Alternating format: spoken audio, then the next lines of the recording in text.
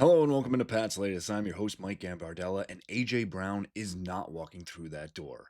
Well, at least not until June, so that means the Patriots can potentially draft a prime time wide receiver in this upcoming NFL draft. We take a look at the options, both the trade up first round or potential day two picks that you could see in Foxborough sooner rather than later. And we say a huge thank you to a former defensive player of the year who officially has played his last game in the NFL.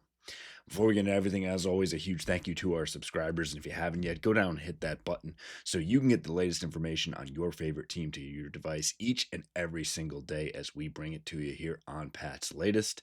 And also get into the comments. Let us know what you think the Patriots should do at the wide receiver position. Is Romeo Doubs enough to add to Kayshon Boutte and company? Do they need to go the draft route or do they need to trade additionally? Let us know your thoughts, and you have questions. We'll answer them right here on the show. But we start with AJ Brown not going anywhere until that June 1st or 2nd deadline.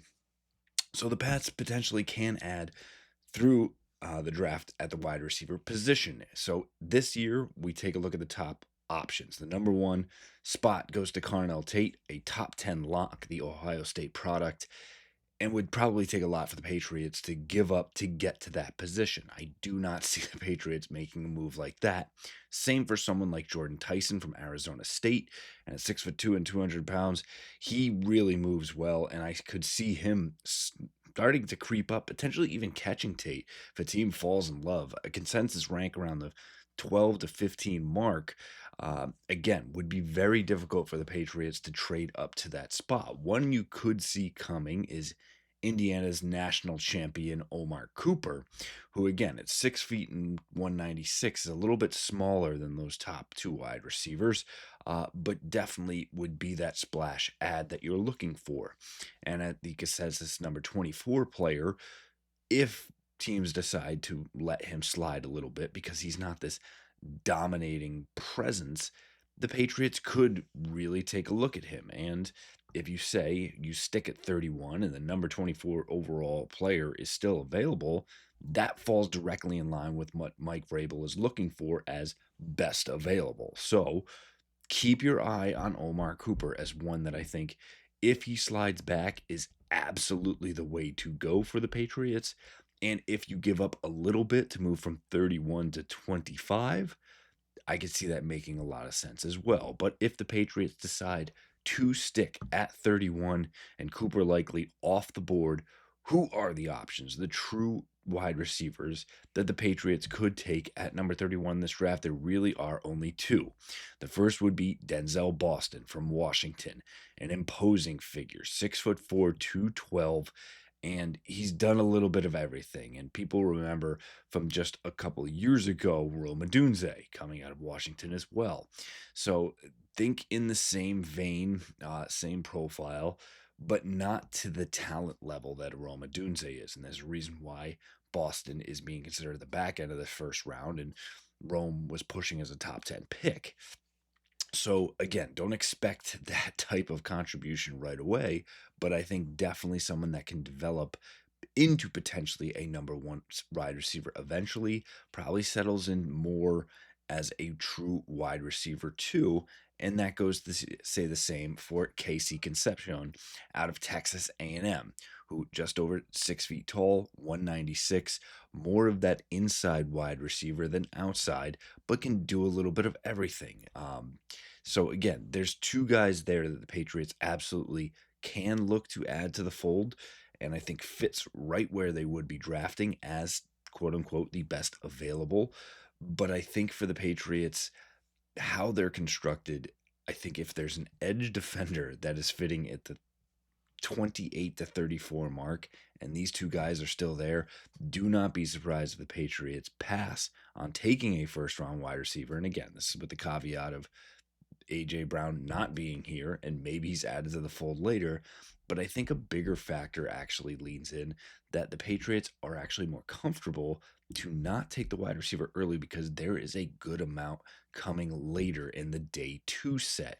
And the three big names, and I'll even give you four and a fifth just because I'm impressed with this guy. But there are several that could actually come to fruition that you're yourself to take that best available.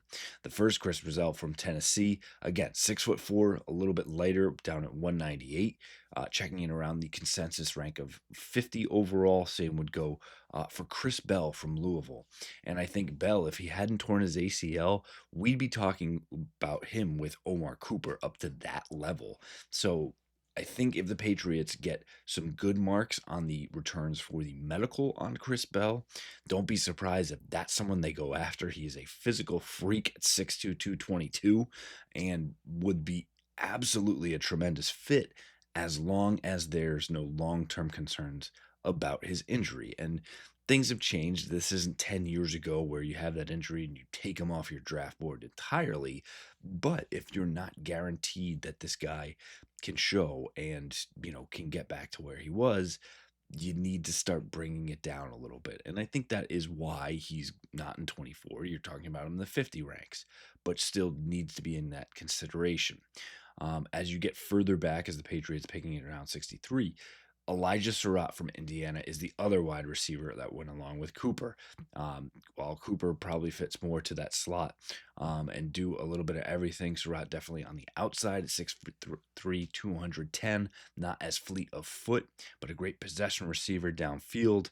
But checking in more towards that 75 rank. So again, the Patriots stay in a 60 mark.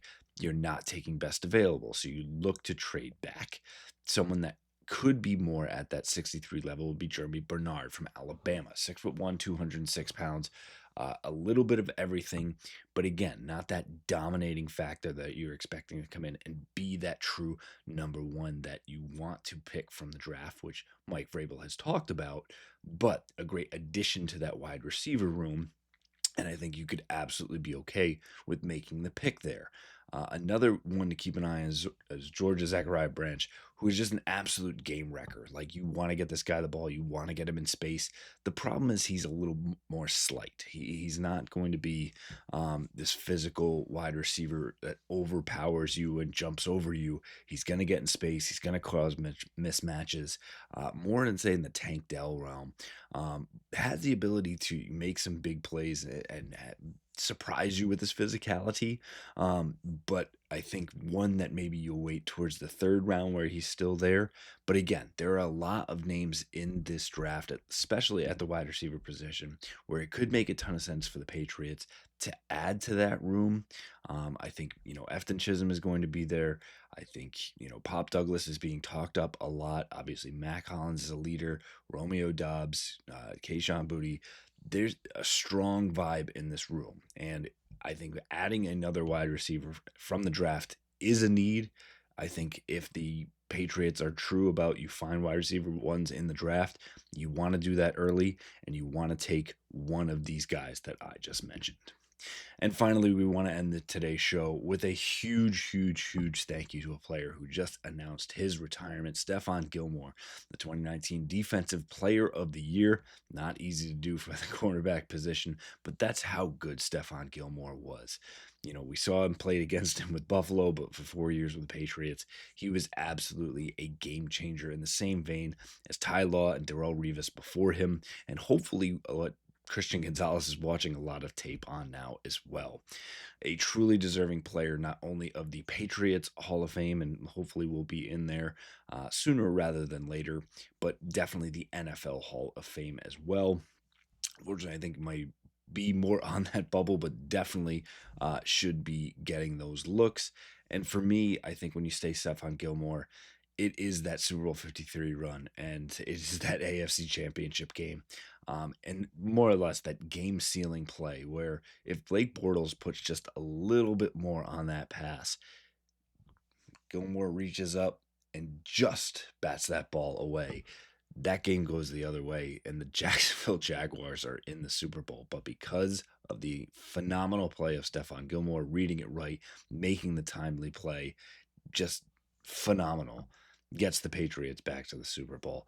It's just tremendous, and just thank you, Stephon. Like, it's an impressive lineage of cornerbacks here for the New England Patriots, and one that he's going to be essentially a top three, and we'll see how well Christian Gonzalez can play in his career, and definitely what he wants to shoot for in the future. That'll do it for us here on this episode of Pat's Latest. Again, if you haven't yet, go down and hit that subscribe button. Get in the comments. Let us know what you want to see the Patriots do at the wide receiver position. Is it A.J. Brown? Is it somebody else? Is it trade up in this draft? Go get Carnell Tate. Let it come to you, or wait even longer into day 2 or day 3 even.